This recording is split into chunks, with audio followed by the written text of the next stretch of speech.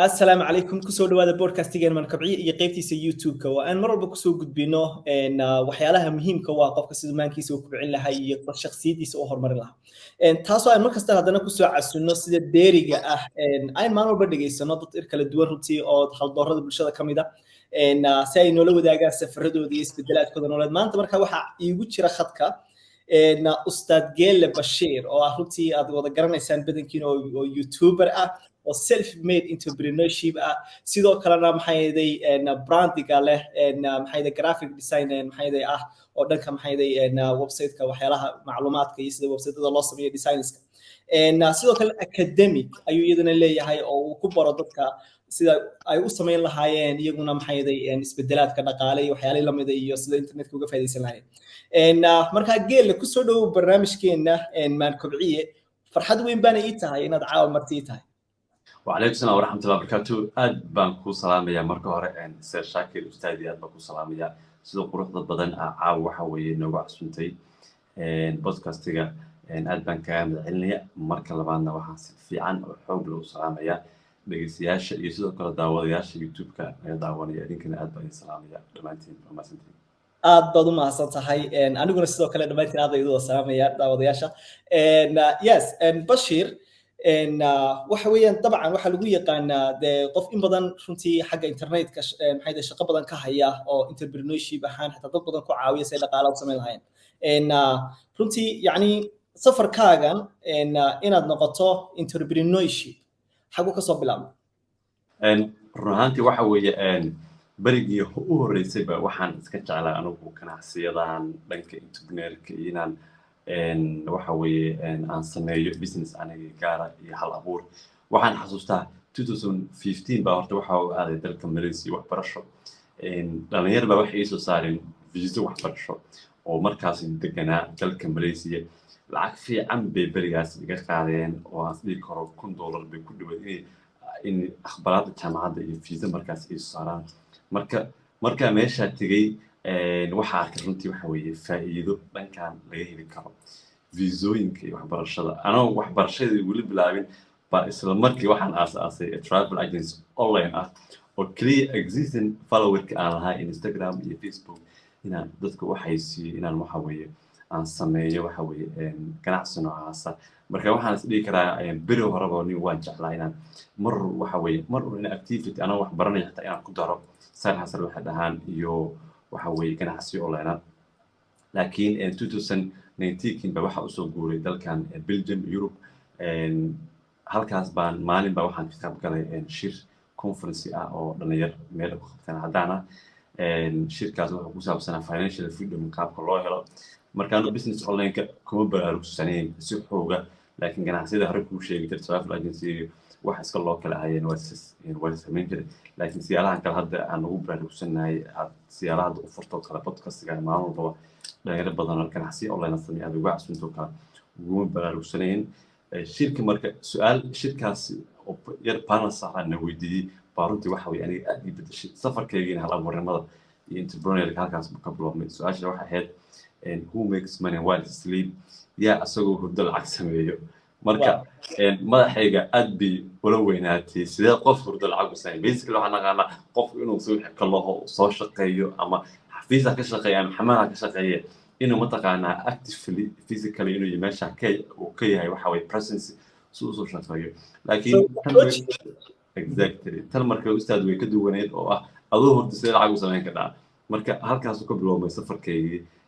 entrepreneurka markii aan wareystay dhalinyaro badan baaritaan badan aan sameeyay waxa ii soo baxday ganacsiyada business online-ka inay aad u tiro badan yihiin lagana faa'iideysan karo halkaas baan ka hanan qaaday businessyadii aan hadda aan sameeyo ee wax bilowga wow ما شاء الله يعني waxa weeyaan waa qodob aad u muhiim ah yani runtii la oran karo waa baraarujin aad u weyn sidoo qofku isagoo hurdo sidoo lacag ku sameyn kara qof kasta uu xiiseynaya kelmadda dabcan marka waana waxyaalaha maanta ugu badan ee macnihii aadka loo adeegsado internetka aad arkayso meel walba yani adigoo hurdo lacag samee haddaad sameyn weydo adigoo hurdo lacag yani wax weeyaan weligaa waxaad ahaan doontaa pro baba in kala raaciya marka yes absolute ma sha Allah marka su'aasheena xigta waxay noqonaysaa entrepreneurship ahaan waxay kugu dhalatay familkiina miyaa qof kamid dad kamid samayn jireen ama yani waa wax adiga gaarka kugu dhashay inaad noqoto qof ganacsade ah mise qorbaha markaa timi ayaad aragtay shaqada iyo systemka yacniga nololeed inaad adigu aad ka ahaat mid ka duwan waa su'aal aad u fiican run ahaantii aabahay haddii aan ka bilaabo ma ahayn qof waxa weeye ganacsada ama business sameeyo dadkii wuxuu ahaa dowladda dhexe berigii jaamacadda ka bartay macalin jaamacadeed buu ahaa dalku markuu dagaalada ka dhacayna wuxuu kusoo laabtay meeladan gaalkaac iyo gobolka mudug hay'ado iyo UN iyo waxaas uu ka ahaa waxa way sarkaal marka wax business waxa weeye shuqul kuma lahayn ilaa markii dambe waxa weeye uu hay'adahaas uu waqti badan kusoo gaaray ilaa nin weyn uu ka noqonayo marka dhanka hooyadayna sidoo kale ganacsi entrepreneur oo caadi ah marka laga soo degatay dukaano iyo la sameeyo maahane wax kale oo mataqaanaa extra oo ma jiraan marka waxaan dhihi karaa entrepreneurnimada wax maahan mataqaanaa oo family oo mataqaanaa ama waxa weeye hereditygeen maahane waa wax mataqaanaa waxaan aaminsanahay qofku wuxuu ku dhashay maahan waxaa la yidhahdaa entrepreneurshipka dadku marba laga cabsiyaa larin entrepreneurship hadduu familka ahayn ma noqon karo laakiin ma aaminsanahay qofku waa isku day iyo ku dhac inuu yeesho businesska uu isku dayo intaa keliya marka anaa bilaabay aniga bilaabatay ma ahayn wax dhanka aftaadigeen amazing waa wax qofku yacniga mar kasta ku xidhan oo noloshiisa shakhsiyan sida uu u fakaro bay ka dhalataa taasina waa point runtii muhiim ah yani dad badan bariga horeba waxaan aaminsanaan jiray bay kamid ahayd dadku marka lagu qofka ganacsi markuu sameeyo wada fir baad u lahayd ganacsiga familkiina ganacsi sameyn jiray laakiin taasi yacniga maanta waxaan yacniga macquul ahayn inta badan oo qofku xilli walba uu noqon karo entrepreneurship kuna xidhan hadba hamiyadiisa masha Allah yes marka Bashir waxyaalaha aad samayso iminka macnihii businessyadaada maxaa ugu badan inta badan aad xooga yacniga businesska ugu waaweyn run ahaantii waxaan hadda rangarayaa ilaa iyo 5 business oo effectively runtii aad u shaqeeyo kaligiina maahan team shirkadeeda ka tirsan baa waxaasoo dhan waxa weeye shaqada xoogeeda qabto shirkadeedu weyn aan leeyahay waxaan qabanaa waa digital waa graphic design and digital marketing agency shirkadaha Soomaalida iyo ganacsatada entrepreneurka waxaan ka caawinaa inaan internetka aan soo gelino sidee u soo gelinaa waxaan u dhisnaa website professional any kind of website harbaan team baa marka waxa weeye shirkada u shaqeeya oo professional website sameeya waxaan dhisnaa logooyinka waxaan ka caawinaa digital marketing waxaan ka caawinaa advertising inaan waxaan soo la galo qayb ka mid ah Zoom baa anaa la galo wixii kaloo shaqo noqotay website sameynta iyo logooyinka iyo teamka shirkada u shaqeeya baa runtii soo diyaariyo ganacsigaas waa kan ugu weyn runtii aan sameeyo dad badan aan ka caawino shirkadaha hay'ado wadankii u badan qurbaha dad way jiraan store dadka la dhisnaa qof markuu ganacsi bilaabay maanta ognahayba waxa ugu weyn oo hore waa funnel ama website weeye ereyada isticmaala waxaa ka mid ah no website no sales bay ahaan dadka waxa weeye galbeedka almost that in business online below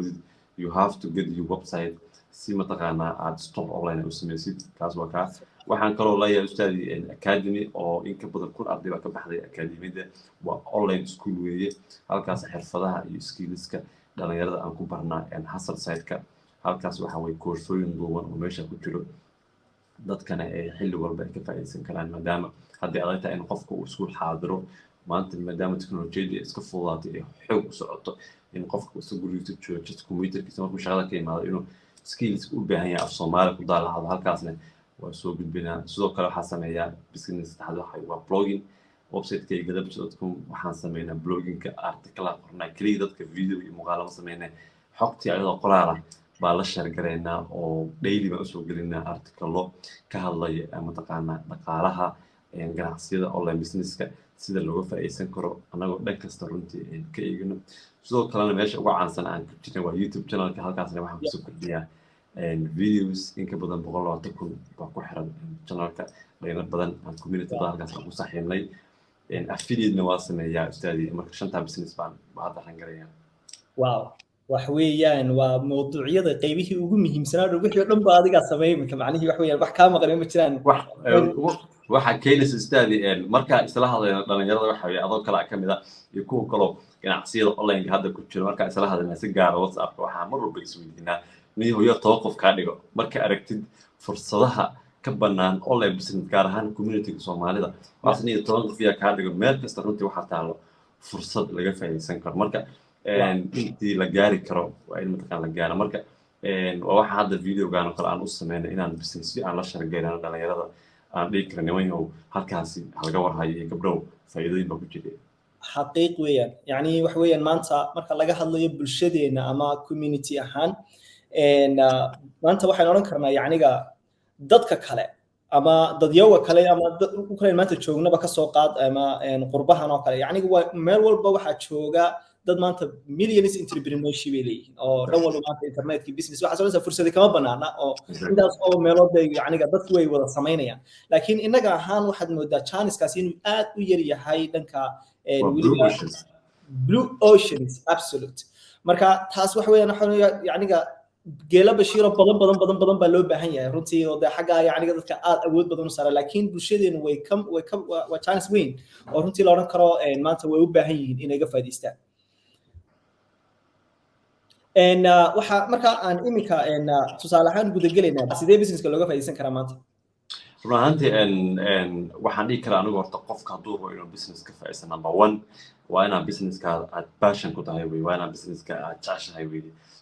tusaale ku siinaya qofka hadduu dhahdid waxaan baranayaa mataqaanaa waxaan rabaa inaan noqdo website design bara inaan noqdo website developer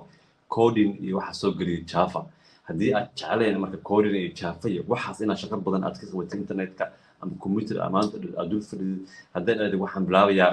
cilmi noocaasa inay wax laga yaaba aadan jeclayn marka passionka aniga aad baan u aaminsanahay careerkana qofku markuu dooranaya ama xirfad waxaad jeceshahay runtii waa muhiim qofku marka qofka horta waxaa adiga ma jeceshahay wax dhib ma kugu yahay mise kuguma ahan barashadeeda ma aha laakiin caadiyan waxaan ku raaxaysanaysaa more mataqaan satisfy ku tahay marka waxaan aad bilaabo waxyaalaha muhiimka wey qofku businesska aan dhihi karo uu ku guuleysan karaa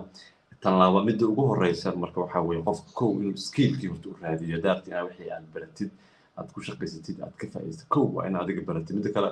ustaadii qofku waxa ugu fiican uu maalgashto maanta waa naftiisa weeye waxa weeye maalgashi weyn oo qofku sameeyo waa inuu naftiisa qofku uu maalgeliyo maanta waxaa la isku hubeyn karanaya saa ognahayba educationka waa iskuullada markaa dhiga jirin anta inay jireen waxa u weyn looska maanta waa aqoon marka ayadii skiila xirfada leh in aad wixii adig aad baratid ee kaa muuqato markaa baratid kadib waxaa weeye businesskaad ma u baahan laga sheekeeyo adaa wixii runtii gacanad marka qofka inuu wixii isaga u barto skillka u barto inuu qofkii waxaa weeye mentaraad u heli karayo coaching iyo dadkaas inuu runtii u raadsado soomaaliya caddaanka wax noqdaanba ha noqdaan uu ka faa'iidaysto marka markaasna dee aad ku dhac yeelatid haddaada wixii aad isku dayin runtii waxaa weeye kuma hirgelayaan marka qofku inuu wax isku dayo oo joogteeyo midda kale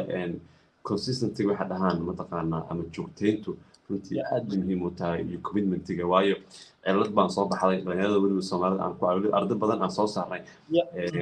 maanta intuu skill aad baritid baro inuu beri ku shaqayso shortcut bay dhahaan over and reach baran dadkeena inay sameeyaan dhibtaa weyn baana haysata dhalinyarada soomaaliyeed oo maanta xirfad baranaya tomorrow inuu lacag ka sameeyo it doesn't work like that qaabka walaal uma shaqayso waxaa u baahanta mataqaanaa you have to pay the price waa inaad potentialkeeda aad la timaadid waa inaad timekeda saxda aad gelisid waa inaad maal gelisid waa inaad mataqaanaa aad sugtid mataqaanaa joogteen fiicanna waa inaad u samaysid marka wixii dhowrbood aad ku jirtid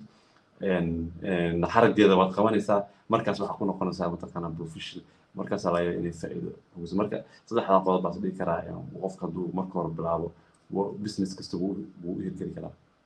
xaqiiq weeyaan yani taas waa qodob aan aad kugu raacsanay waayo waxa weeyaan markaad business bilaabayso mar walba businesska waxaa loo qaybiyaa dhowr qaybood qofku maraa marka ugu horeysa waa wax weeyaan waa barasho uu qofku baranayo wixii skillskii hadday tahay say wax u shaqaynayeen hataa inuu suuqii helay iyo wadadii uu la qabsado find your way inaad jidkaagii hesho waxa ugu muhiimsan bay kamid tahay kadib baad markaa experiencegii helaysaa markaasaa laga yaabaa inaad productionkii bilowdo dhowr bilood weliba inta badan 6 bilood bay u baahan tahay qofku maximum inuu haysto muddada uu baahan inuu la qabsado suuqii iyo businesska laakiin inagu shortcut baan isticmaalnaa wuxuu doonayaa qofku inuu markiiba intuu baxo uu suuqii galo markiiba faa'iido sameeyo weliba dhibka ugu badan inta ugu badan challenge-yada inta badan runtii waad aragtay dad badan oo kale soo coach garaysay waxa weeyaan marka ay la kulmaan carqaladda koowaad ee suuqii ah inuu wax soo saarkii aanay suurtagal ahayn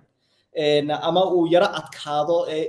uu ku jiro yacniga challenge-giisa hore ay inta badan isdhiibaan ama uu qofku yiraahdo wixii ma shaqaynaya ama uu socon waayay deetana markaa faraha ka qaada marka waxaan leeyahay experience-ga in badan la kulantay exactly si fiican yes marka taaqudheeda qaabkee looga bixi karaa baad isleedahay qofku yacniga inta badan u baahan yahay inuu marka ula qabsanayo suuqii yacniga suu uga bixi kara arrimahaas oo kale run ahaantii qof walbaba horta waxa weeye oo hadda isdhihi karo ganacsi online oo guulaystay uu leeyahay caqabadaha uu soo maray aniga waxaa xasuustaa 2018kii waxaan aad u xusiin jiray inaan ganacsi online aan bilaabo aad baa marka dhowr jeer derbiga madaxa ku dhufsaday waxaan galay business la dhaho forex oo 2018kii 17kii aad u kacsanaa dhalinyaro badan ee dhayan waxaan ka faa'iidnaa baa runtii dadkii bilaabay waliba meel si fiican u barta oo akaademiyada dhaqana ay ku taala UK oo falkan la dhaho baa bir kasta lacag siin jiray iyo waxa weeye waa soo xaadir jiray mataqaana qaab online classada ay bixinayaan oo one to one waa ka soo tagay meeshii waxa weeye forex businesskayga muusan noqon business aan xiiseeyay muusan noqon waayo forexka dadka ku jiro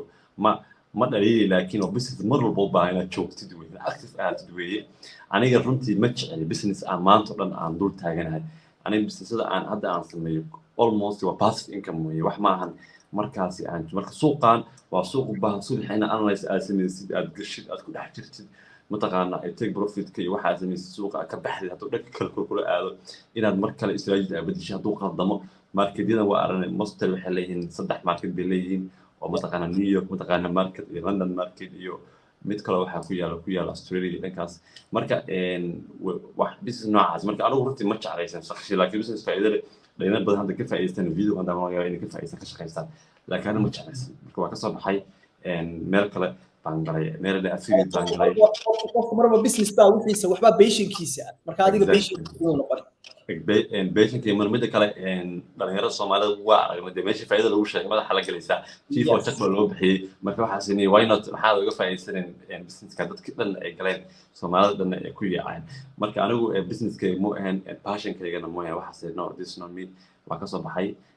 dhowr business oo kale baa bilaabay Google Ads waxaan baa soo bilaabay oo shirkadahan inta wax haysiiyo waxa weeye barortiyo businesskayga ugu lacagta yaraa aan runtii ka shaqeyn jiray waa turjumaannimada freelancer baa ahaa website loo Fiverr baa waxaan ka ahaa turjumaan waxaa la dhiibayaa ugu waxa weeye waxaa lagu dhiibayaa mataqaana 6 warqadood oo midkii ku qoran yahay $500 eray waa inta lagu leeyahay soo turjun $5 bari oo siinaya lacag yar Soomaali to English ama English to Soomaali marka runtii shaqo aad u badan baa qabanaysaa laakiin lacagta lagu siinayo aad u yar businesskaas wuu ii guuleystay waa shaqeeyay laakiin waxaan noqday inaan lacag yar aan ka faa'iido maalinka dhanna documenti baan soo turjumaya English to Somali ama English to Somali vice versa haddana dad yar baa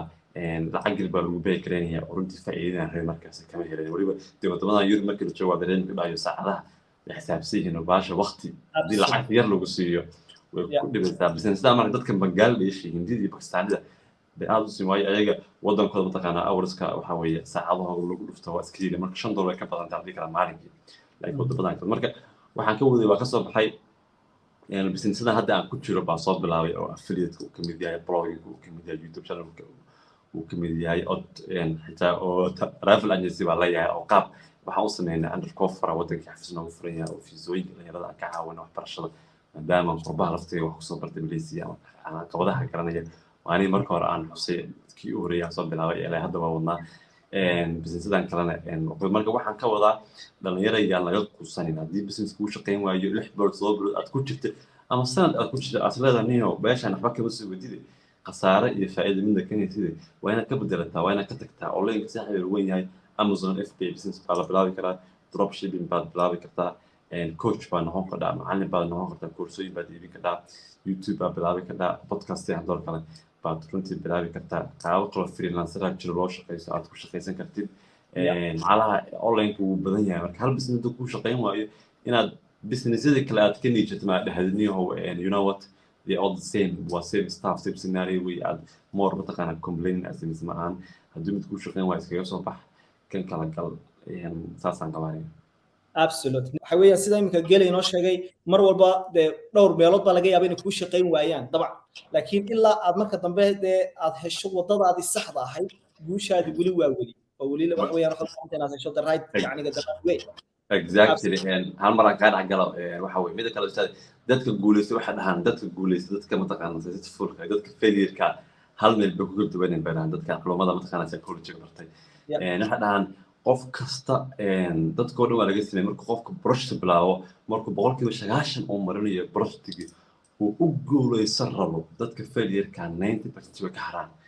oo waxa dhahanayoo this way 90% hadduu ogaan lahaa wada laakiin markuu 90 mariyo barnaamijka u guuleysan ama sanad ama 7 bilood uu soo waday wuxuu leeyahay maya you know what bahalka ma shaqeynayo mataqaana uu kansaraya uu ku kaynaya 10% soo haro waa dadka guuleysta weeye tobankaas Soomaalida dhada geesan waa yar cayaada ruwaaya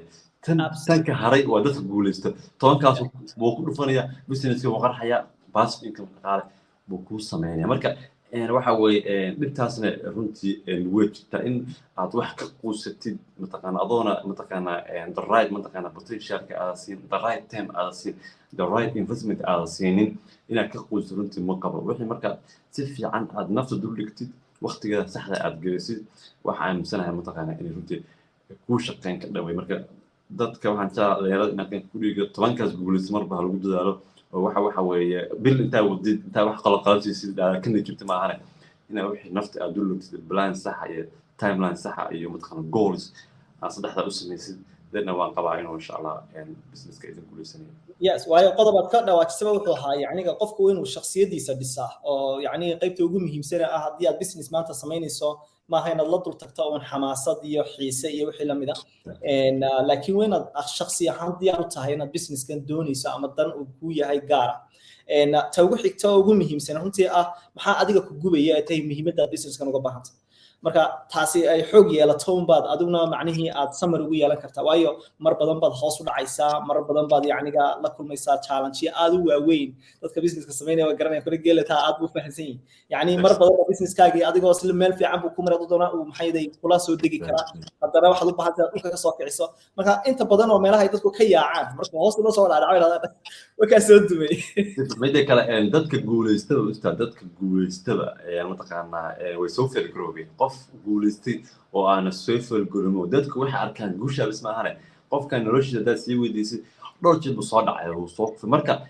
inaad dhacdid oo failure is a part of the process way inaad taas la fahmana waa muhiim wax ma ahan marka aad dhacdid oo ah inaad barnaamijkii oo ka halaa business ku guuldareysan waayo ama ku qasartid ama sida aad ku noqon waayo is a part of the process way just waxa way trust the process hore u soco laba jeer si dhacday saddexaad wuu ku hirgelaya marka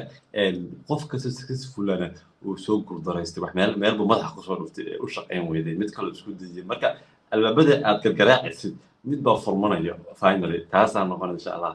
tan ku guuleysanaysa xaqiiq weeye marka waxaa la dhahdaa ha ka daalin garaacidda albaabadaas mid baa laga yaabaa inuu kuu furmo marka imika buug baa jira ka sheekeynaya 22ka secret ee guusha ninkan Brian Tracy uu leeyahay marka buugaasi wuxuu ka warramayaa dadka guuleystay dhammaantood inay yihiin dad wada guuldaraystay millionaires ama billionaires maanta aad maqasho dhammaantood waxa lagu wada sameeyay wada search oo si khaas ah loo soo ururiyay yacniga xogaha dadka guuleystay maxaa sabab ah marka mid aan bankrupt ku dhicin ma jiro ama sagxad gelin ama business ka xumaaneen ama dhowr jeer soo failure garoobin marka mar walba dad qof kasto maanta success ah wuxuu u baahan yahay inuu ka caakufo oo dib ugu noqdo oo samir u yeesho runtiina ugu muhiimsan tahay inuu wadadiisa saxda ah helo ما شاء الله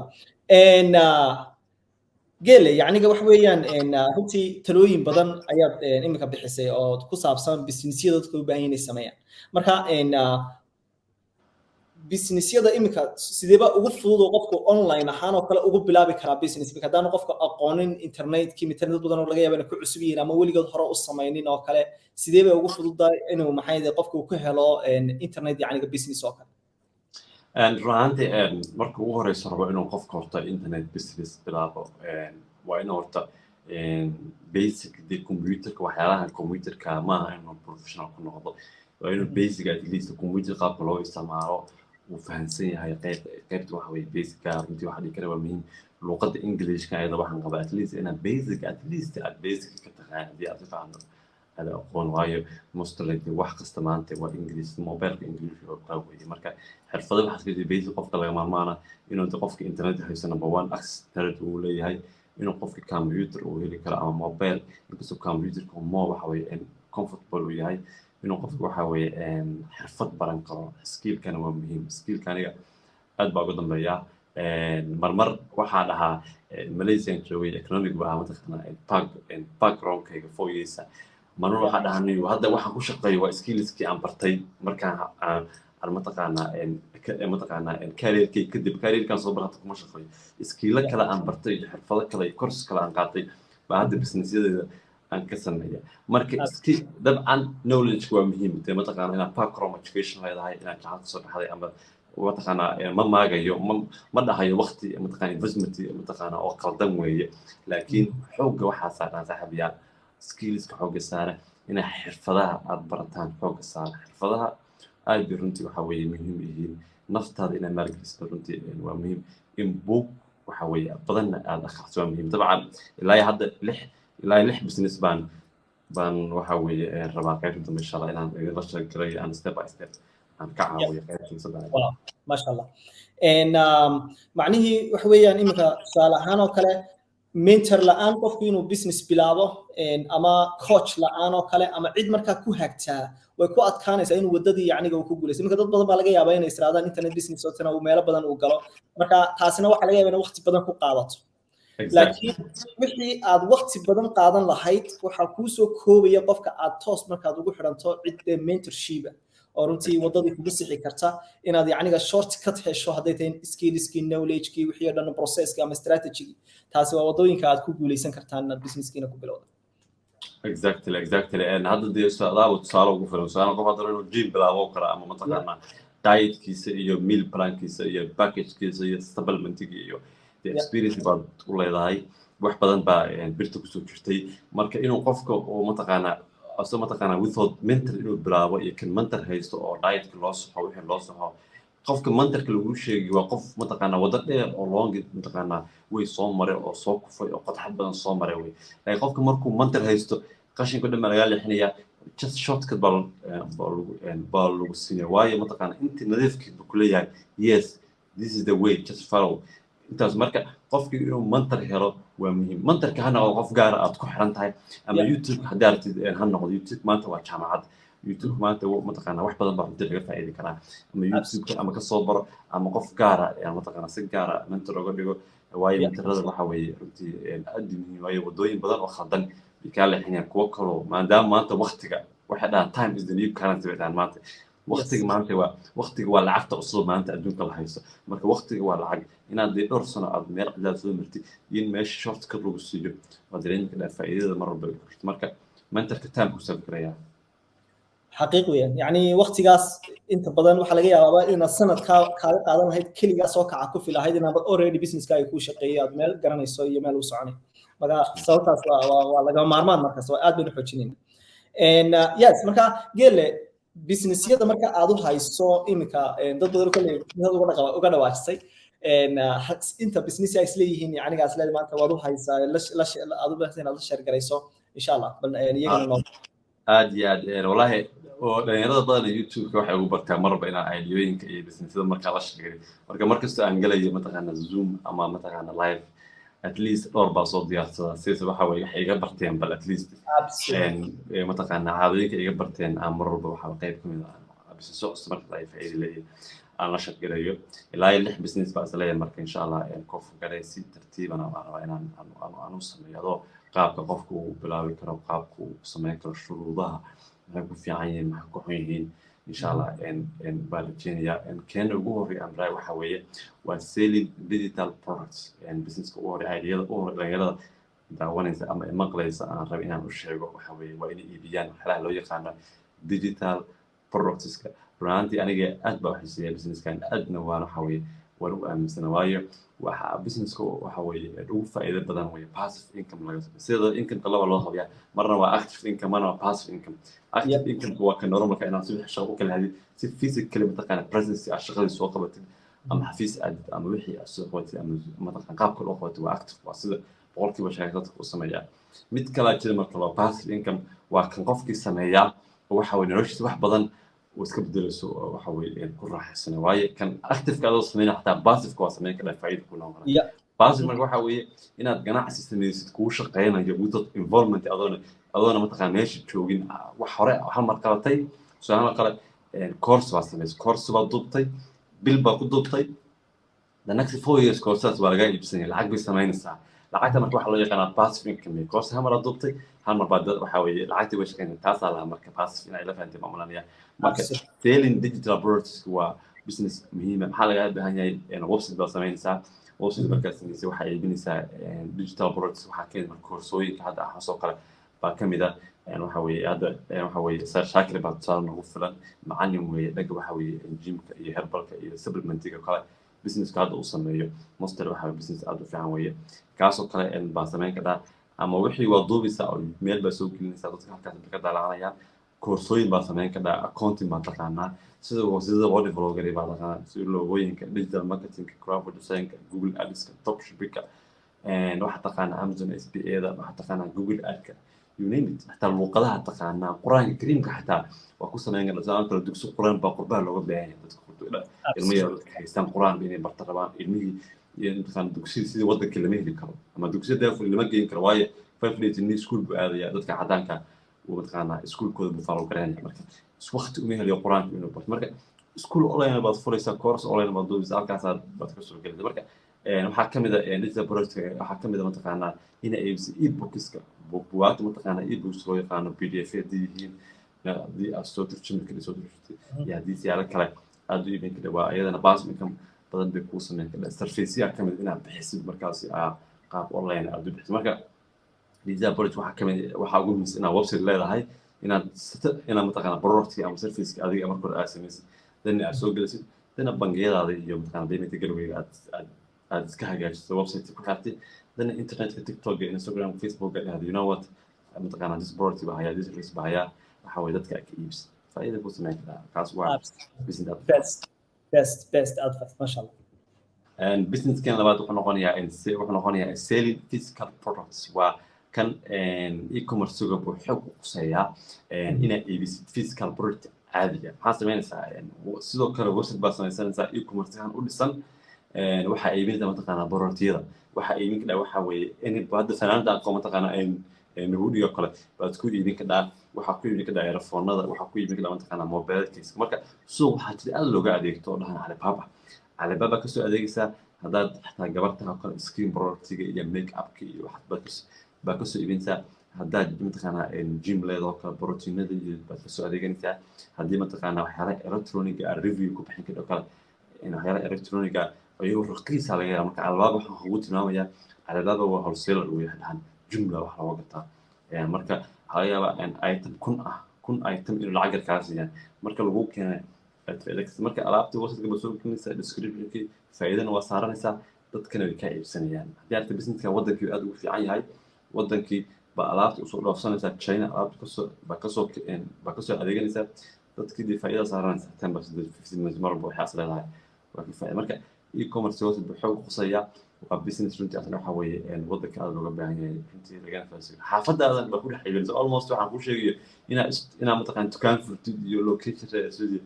qarash ku gashida you don't need this stuff just guriga alaabta keensanaysa website-ka store website-ka dukaan kuwa halkaas laga xiriirinaya 24/7 website-ka uu shaqeynaya waa dukaan aan la xirin labada loo xirin markasta waxay halka laga adeegan karo amazing waxa weeyaan waa tactical aad u qurux badan runtii masha Allah two tips aan caadi ahayn masha Allah aad iyo aad business saddexaad aan isleeyahay runtii dhalinyarada ka faa'iideysan kara waxa weeye anigana wax badan ka bedelay business-yada waxa weeye waa YouTube channel Soomaalidu way kala qarsadaan waxa weeye waxyaala faa'iido leh laakiin almost waxa jecelahay inaa waxa weeye badan ma yihiin sharing in qofku ku yara qarxan xodoo way saaqadu mataqaana ilaahay wuxuu ku qoray baa marba bad helaysaa marka inaad hadii wax ku qarxaan ama wax ka faa'iideeyo dadka aad ka qarisid runtii waxa weeye ma fiicna hataa waxa sameeyaa faa'iidooyinka ka sameeya lacagaha dhalinyarada waa la shirkadaya kaliya san motivation ugu soo dhaho guys waa real money meesha laga shaqeysto marka waxa weeye waxaan jeclaan waxaan sameeyay idinkuna dadka qaar baa number iska raba inay arkaan inay aaminaan wixii marka sometimes number iska waa la shirkadaya marka YouTube channel waa runtii saaxib yaal waa business aad u fiican marka anagu qaab baa u naqaanaa runtii dhalinyarada YouTube channel-ka qayb xun baa runtii ka isticmaalnaa dadka dee aragtid in la isku caawiyo in dadka lagu fadeexeeyo in Soomaalida lagu dhibo siyaasad noqon ama dhanka laakiin ma ahane haddaad dad kale ajaanibta firiistid youtube waa jaamacad maanta youtube hadaad wax ku qortay sidee video loo edit garayaa kumanaan video baa helaysaa waa lagu barayaa si bilaasha lagu barayaa sidee haddaad ku qortay waxaa loo qabtaa sidee mataqaanaa waxaa loo sidee product loo helaa sidee website loo samaystaa sidee looga loo waxaasoo dhan waa helaysaa almost ayagu free ah haddii aad rabay inaad kursin wado mataqaanaa koorsooyin iyo skill baad u gadan kartaa marka youtube inaad bilowdeen youtube wuxuu ku fiican yahay community baa samaynaysaa as long as community fiican samaysidna business kasta aad samaysid wuu qarxayaa waayo community fiican baa kugu xirmanaya way ku trust garaynayaan halkaasna waxaa weeye faa'iido leeyahay marka maxaa laga yaabaa youtube waxaa laga yaabaa niche inay hesho waxaa dhahan cawaan fiican oo qurux badan inay hesho dadkan waxaa weeye asleedaniyo sumcadaadan ku hagaagaysaa dee wax dhibane kala kulmayso waayo kalsooni baa la abuuraya moogta laakiin haddaan nin iska wararsan noqon sidee wax qalad samaysa annaka kama adeegan loo maad 100 kun subscribers laakiin haddaad wax qof macquul aad noqotid dabcan dadkii waa wax badan baa u faa'iiday marka inaad niche dooratid ama ciwaan dooratid caafimaadka waxbarashada ganacsiyada online businesska waxaa ka hadlaya mataqaanaa nutritionka iyo mataqaanaa gym stuffka waxaa ka hadlaya mataqaanaa storytelling qurux badan baa samayn kartaa vlogs macquula baa samayn kartaa documentaries baa samayn kartaa motivation baa uga hadli kartaa you know what the boqolaal waxaa weeye niche you name it way aad u marka waa faa'iido marka waxyaalaha aan kaga yaabo youtube-ka powerful waxa weeye community xoog la samaynaysaa community-gaasina marka hore adaa energy badan gelinaya adaa intaan soo dhisay laakiin gadaal adaa ka faa'iidsanayo business kasta aad samaysid waxa weeye isla maalinka aad samaysid baa ka samaynaysaa faa'iido badan waayo dad baa kugu xiran waa lagu yaqaanaa weliba ganacsiyada markaan galay youtube sababta u bilaa waxaa ka mid ah saliid baa waxa ka haysa dalka China labaada baa ka soo adeegtay saliid bidaarta marka dhalinyarada bariga aad u jecleed yurub joogto baa aad u jirtay waxa weeye new lotion baa lahaa baashii baa keenay باي وقعك مثلا وين بررت إني تفعلنا لهذا وقعك فعشان مركز كان يوتيوب وحاسين مكتشرين وكرونيه وي وقت يقعد حوالي بعض تاجنت وي مركز حاسين هالكان فائدة بقول بدل جابي قرش بعد قليل لبكون بعضو تشين على كل أوفيس بقول حبا ليك كان وقتك حوالي قاعد شهور وقتك جوا كان مركز عقبت وحي بررت سحنا واحد مثلا وحبها هاي وحبها ضد أبها هاي لمركز community baa ugu xirnay waa ina mataqaanaa traffic hel si aan product ugu iibiyo marka waxaan inaan la xiriiro dad mataqaanaa social media influencer ama facebook ah kula hadaan wariyaal mataqaanaa dadka ii dhehda lacag baa laga qaaday ii dhehda 100 baa laga qaaday ina hal mar post xana toona faal lagu soo geliyo ama video xana lagu soo geliyo lacag badan marka lacagtii mataqaanaa ku soo guday lacag la eg baa laga qaaday inaad bixisid xaysiis maamulba si product marka waxaasiniyo why not ada channel adiga samaysan karin maxaa adiga qof u maalin nin hurda inta waxa leedahay nin loo qabaqsiyo boos isoo maxaa ninka lacagta ugu baraya adaan lacagta u baahan baydi way ada barota ugu yaalo adaa ka caray khasaare mut maxaa lacagta u baahanaysa adaa waxa weeye hada problem ku haystaa oo ina business blow dabcan qof markuu business blow yana dee mataqaan inuu waa on a budget weeyo isku ilaalinaya barota iyo mutaso barota ugu yar qarash bis u gelinayso ma cusla exactly marka waxaasiniyo why not ada channel u free waayo waxaasini the business ka maanta waa samaysan berinta ku kala baa sameynta cusub dee weligaa ma qof baa lacag siinaysaa I was like no marka waxaan sameeyay youtube channel markaan sameeyay ilaa hadda 5 business baa leeyahay weligii xaysiis iyo mataqaanaa meel ii dhihiyo cidna ma siinay kaygaas baan ku haystaa wayna ii shaqay dad badan waa rich kareen marka inaad social media aad active ka noqotid youtube ha noqdo youtube kaliya ma qasab youtube baa ku jira kadhaa instagram baa active noqdaa TikTok هذا اللي بدي حاجة حوجة لصاري بأكتف أنا هلا مراها صار فيسبوك أكتف مركا هل مد إن أكتف كنا قلتيد كوسه هل يكومنت في عصور حتيد ضد بدنا واحد أقول جلس سيرفيس بدنا هالكاس كل بيحسب بيرسبح فايد مركا يوتيوب كو كريد بيزنس كاوم فاينس ضد يوتيوب بيزنس كالعقب على سياحة يسيس كالعقب على هلا متخان سبونسر بعد بحياة وقليا متخان مرة بقول صحيح الجميع برات كأنه حسي العقب كخالصة فإذا مركز سيالة كلام متقنة كلامي فإذا والله قصة مياه. absolute أنت أصلاً يعني كاير الحقيقة هذا قوة تبشير يعني وحويا إمك صالحان وكلامك إمك تذكر أي قفك وحيستو فلوس أضف ربضا هالنقطة أما يوتيوب أما يعني تيك توك واللي بس يبغى تيك توك إنستغرام كيو ملاحظ إن محيدا وحضر كيسا يعني قفك استمات أجانب توكل بشدة كلام كهذا صالحان قفك استوى هيستا more followers وحفرسد وليه هاي ومر والله وكوفة كراسو بلا بلا نيش business. Exactly. deetana dhammaantood wax kala wada fiirsato qof kasta wuxuu follow garayaa system business oo uu dadka markaa u bandhigo imika innaga waxaynu ugu badan followiskii laakiin haddana waxaad arkaysaa qofkii maanta isna faa'iido uma hayo iyaguna faa'iido kuma qabaan marka waa chance weyn dadka more followerska haystaan aad yacniga ugula talinayo inay uga faa'iidaystaan yacniga haddii aad maanta chanceka noocaas haystaan uga faa'iidaysta business chance fursad dadkan aad uga faa'iidaystaan yacniga maanta wax weeyaan waa lacag bilaash taala exactly dhalinyaro badan baa weydiiya oo youtuber ah oo dad badan ay ku xiran yihiin waxa weeye almost waxa weeye boqolaal kun ay ku xiran yihiin waxa dhahaniyo maxaa ka faa'iidaa youtube channel clean iyo views-kaas lacagtan ka helo baa ka faa'iidaa marka almost waa dareemi karnaa waa dad khasaaraa weeye dadka meesha waxa weeye ku haya kama se faa'iidaysta marka 10 kun haddii ku xiran tahay waa inaad ka faa'iidaa marka qaar waxaa jira 10 kun oo qof ay ku xiran yihiin subscribe haysto kana faa'iidada mid dhowr boqol kun ay ku xiran kana si saxda ah u isticmaalay niche business wixii business ahaan buu isticmaalay kan la ayaa meesha entertainment si kala malayaan dadka inuu mataqaana ugu soo gudbinayo laakiin marka views-ka in laga faa'iidaysto kaliya hane ganacsiga kala ku dul abuuri karaa dadkan ugu xiran waqti badan baa gelisay dadka inay kugu xirmaan subscribe baa mataqaana video qoroxdan baa maalmo soo sameeysay waa duubisay waa soo gelinaysay waa mataqaana waa soo dhigeysay macnaha energy badan baa sanado badan gelisay iyo bilooyin badan si channel qurux badan aad u sameysay community ugu saxnaa hadda marka taankaagii wey dadkaas soo xigta waa inaad ka faa'iidaystaa waa inaad business aad samaysid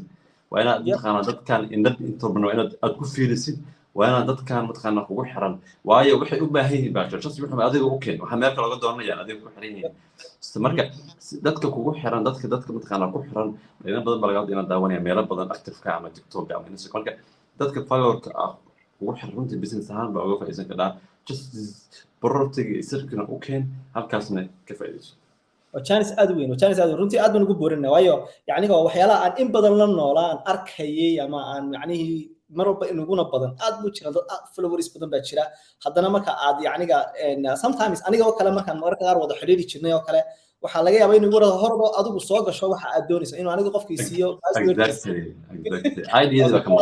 ku xayeysiiso why not adigu yacniga u sameyn weyday dhibta taasna keenaysa waxa uu istaa qofka waxay maansadaan uma diyaarsana qofka waxa weeye in qofka the business idea uu helo ama qofka entrepreneur uu yeesho waxa ka horeeya qofka inuu asaga naftiisa maal geliyo inuu xirfado barto inuu buug badan akhriyo inuu mataqaana dadka la chatkiisa oo entrepreneurka uu la socdo in mataqaana seminaaro iyo shirar badan uu galo maskaxda marka hore inaad mataqaana input badan soo gelisid weeye haddana maskaxda soo qoodin normally physically jirka bini'aadamka cunta lagu qoodiyaa laakiin ruuxda cunta lagu qoodiyo iyo mataqaana caqliga waxa lagu qoodiyaa the more you read the more you know marka inaad xog badan dhageysatid aad akhrisatid shirar badan gashid koorsooyin badan aad soo akhrisatid wax badan entrepreneur iyo business badan aad soo daawatid markaasaa maskaxda marka dadka saasa ideyadii baa ka maqanay haddii loo sheegi lahaa lacag meesha ku jirto bedel uu sameyn lahaa laakiin wixii marka hore laakiin qofku mataqaana naftiisa maalgeliyo uu fahmo baa ka horeysa horta waxaan adiga hor yaala inaad ka faa'iidaysatid absolute ma insha Allah wax weeyaan waa chance runtii waa weyn oo imika qof kamida imika maxay aan kamid ahayn imika social media inuu wax geliyo imika anigu inaan kaaga soo galo aan wax ku xayeysiisto interest male waayo dadku aniga ma yaqaanaan laakiin dadku adiga markay ku barteen ku yaqaanaan hebel maanta waxaad sameynayso intaas oo kun qof markay kugu xiran yihiin at least tirada percentage marka la xisaabiyo 10kiiba laba qof baa yacniga si toos ah kaaga iibsan kara waxa soo dhigata marka imagine thousands ama boqolaal kun markaad haysatidna big waxaad noqon kartaa yacniga faqriga waa laga wada bixi lahaa exactly ya masha Allah ku socod business-keena afraad rabo walaa inaad ila sheego waxa weeye waa runtii mid aad u fudud oo blogging aniga aan aad u jecelahay blogging maxaa u baahan tahay blogging waxa weeye horta waa inaad wax qortid inaad website samaysid aad maqaalo iyo article aad ku soo qortid at least horta shuruudo leeyahay requirements uu leeyahay website inaad leedahay website-ka waa in u diyaarsan shuruudo niman la dhaho Google AdSense baa jiro oo dadka lacag siiyo Google AdSense waa nimanka dadka YouTubers-ka lacag siiyo publisher-ka websites-ka lacag bisiya just adiga dadka publisher-ka lacag ama video content oo YouTube soo gali ama blogger anaga wax ku badanaa YouTube-ka dhalinyaradu Soomaaliya oo business-ka online aad u fahansan yihiin boqolkiiba boqol YouTube business-ka lagu badan yahay dhalinyarada waa sax waa faa'iido leh lacag laga sameeyaa kana waa isagoo maqaala hadda website gela bulshada dadku haddii aad gashid page dhan baa jira blog ah daily waxaan soo gelinaa artikalo iyo maqaalo maxaa u baahan tahay number one sida youtube-ka niishka u baahan tahay aad ka hadashid sports baa jecesha inaad ka hadashid baashan ku tahay siyaasad xataa haddaad ka hadashid waa guud ma waxbarashada ma mataqaanaa nutritionka iyo arrimahaas waxaad jecesha mataqaanaa financial mataqaanaa filmka ma documentariyada iyo storyga ma taariikhda iyo geography adiga niche ama sugaanta waxaad jecesha adiga dooranaysaa halkaas baa uga soo hadlaysaa ilaa 60 article baad qoraysaa website qurux badan oo sidii saxda u samaysan waa samaysanaysaa domain iyo hosting baad laga rabaa haddii aad aqoon shirkadaha website sameeya baa leedahay ii sameeya website-kaas aan u baahanahay baa lagu develop gareynayaa dan codsi oo disanaysaa Google AdSense waa apply garanaysaa review ku sameynaya website-kaaga marka shuruudaha laga rabo website-ka inuu saxsan yahay shuruuduhu dhammaystiran yahay artikelada ilaa 60 maqaal inay ku jiraan quality leh iyo mataqaanaa number fiican page views bay dhahaan waxaa loo xisaabiyaan inaad page views fiican number fiican oo 3 bilood 4 bilood marka uu codsiga loo dirsadaa lasoo dejiyo dadna faa'iido ma laga sameeyo shirkada baa website-kaaga ku xayeysiinayo waxaan ku xayeysiinaya shirkado waaweyn oo Amazon oo baabuurta mataqaanaa Volkswagen iyo BMW marka space baa galaysaa website-kaaga qofka markuu article-ka akhrisanayo xayeysiis baa soo galaya by the way YouTube-ka daily lacag baa kasanaysaa $10 $10 $5 wax kor adiga feedback fees soo gal marka business aad u fiican weeye kaliya ma ahan in lacag ka sameynaysid waxa kale oo ajiiba information baa gudbinaysaa xog baa gudbinaysaa maanta kale waxa ka hadlaysaa sidee Facebook lacag looga soo saaro kale baa rabaa inaad waxa kale sidee la isku caatayaa kale sidee gain loo sameeyo jimta qofka information baa gudbinaysaa xog baa siinaysaa at the same time qofkii waxa weeye waxaanu ka faa'iideeyaa adiga lacag baa sameynta marka waa win-win situation weyn labadiinaba faa'iido joogtaan exactly waxyaalaha blogging lagu dhex sameeyo business-ka waa videos baa runtii lagu dhex sameyn karaa marka waa muhiim waa talent ma dhahayo qofku inuu wax qoro aniga ma jecli waaga hor ma jecli inaan wax qoro marka baalkan bilaabaya qoritaanka aad waayo aad intaad mataqaanaa aad computer qaadato meel kafay fariistido maanta inaad markaa mataqaanaa aad wax qoraysid marka inaad reference badan soo qaadato inaad dhowr article aad soo akhriso mataqaanaa luqada kala duwan muddo video aad soo daawatay wax qurux badan dadka ku xirna aad u gudbiso si dadka ugu soo laabtaan marka waqti la gelinaysaa article qurux badan baa soo qortaa waxaan ka wadaa marka hore dib weey marka haddii aad leedahay qoraalka ma jecli ama aad leedahay aniga mataqaanaa dadka wax qoray muhiim aan waa la qabsanaysaa marka la qabsi marka dib waxa dal lacag sameynaysid ka agtagmaysa way faa'iido baa arkaysa de shaqo dhan baa dhibasiiseeda marka waa dhowr faa'iido leedahay waayo yacniga haddii aad macnihii shaqo kasto aad samaynayso haddii baad physical u shaqayn karto oo aad maanta 8 saacadood 10 saacadood inaad shaqayso aad samayn karto runtiina aad kula soo baxaysa de wax oo biilkaagii noloshaadii inta badan de shaqada physicalka wax badan de noloshaadii ma bedelayso ka waran haddii aad intaa ka yar oo qalin iyo aad qoraal yar ku samaynayso iyo intii kaa soo gelay shaqada badan ay kaa soo gelayso exactly taas cajiiba waa best mindset yeah exactly waxa macnaha u yeeliyo intaas waqti energy baa gelinaysa faa'iido badan oo keenaysa absolutely marka waa business fiican business kana shaqada ku socda wuxuu noqonayaa freelance services inaad bixisid runtii aad baan aniga waxa weeye business kan runtii waan u xiiseeyaa waxa ka mid ah freelance services inaad sameeydo shirkado maanta hadda anu shirkado waxa la yahay mataqaanaa digital marketing agency-ga oo dadka wasiirada ka caawinaa logooyinka oo sameynaa digital marketing bank baa ka caawinaa inay online mataqaanaa presence internet presence inay noqdaan shirkada social media-gooda waxaas oo kaaga kina xaysiinahna waa ka caawinaa marka haddii aad mataqaanaa waxaasoo dhan aad baran kartid qofku inuu sida loo sameeyo mataqaanaa logooyinka loo sameeyo mataqaanaa graphics-ka loo sameeyo si mataqaanaa waxa weeye cilmigaas dhan loo handle karayo qofka hadduu barto wuu ka faa'iideysan karaa koorsooyin baa soo qaadan Soomaali ayaga way jiraan ama ayaga English inta ku fudud ama wadamadan kale luqadaha kale baa ku baran karaa waa sidii wax la iska diiwaangeliyaa marka Fiverr ilan client waa ugu muhiimsan mood in la helo client marka aniga laba ku kala qaadaya mid waa sidii waxa jira freelanceska dadka laga helo Upwork iyo Fiverr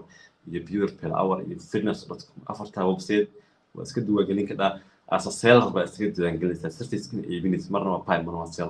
seller baa iska diiwaangelinaysaa dad baa soo dalbanayo oo ku dhahaya inay website samee looga iibsanayo master dad cadaan ah international English waa muhiim inaad taqaan communication-ka halkaas ka saxan yahay bahaysa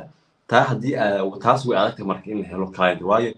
page top pages waxa ku jiro kuwa weyn oo sanado ku soo jira oo review badan haysto waxa yahay in 10 qof list